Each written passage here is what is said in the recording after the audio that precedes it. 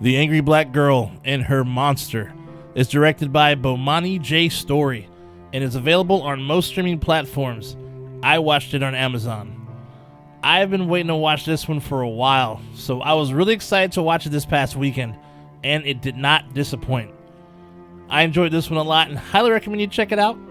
This one's a take on the Frankenstein story, but this one's actually about a little girl named Vicaria, aka the mad scientist for this story, and her brother had been shot dead. She takes his body to an abandoned building and uses it as her lab. Mind you, this young girl is a young prodigy and loves science.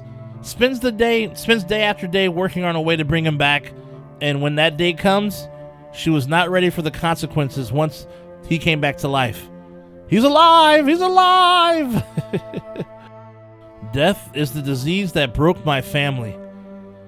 And if death is a disease, there must be a cure. That's the line and driving force of the entire movie. Vicaria's whole motivation to bring her brother back to life is because she already lost her mom at a younger age. Her dad works 2 jobs and is hooked on drugs.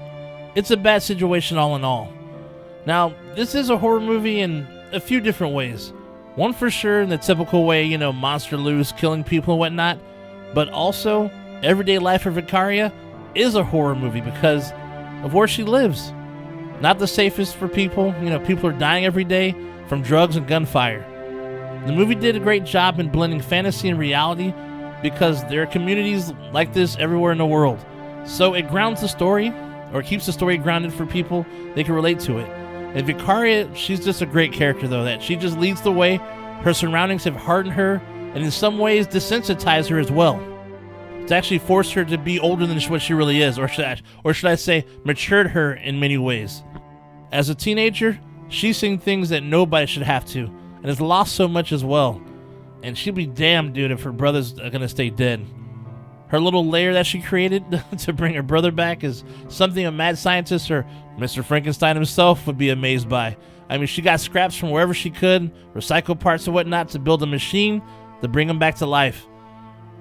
There are many similarities to the original Frankenstein movie to pay homage, which is always great.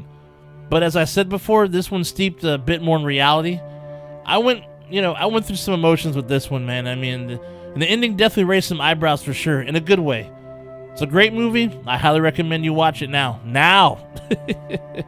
Also, the cool thing is this movie actually won a few awards during its festival run, winning the Calgary Underground Film Festival for Best Narrative Feature, as well as Best Horror Sci-Fi Award at the Jim Thorpe Film Festival. So kudos and well earned for damn sure.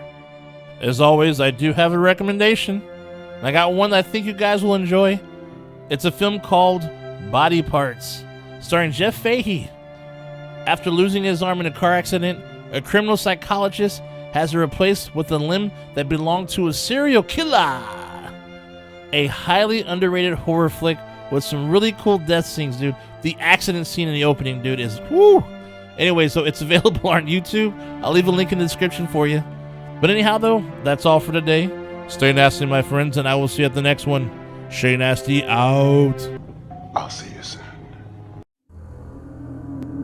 Like and subscribe.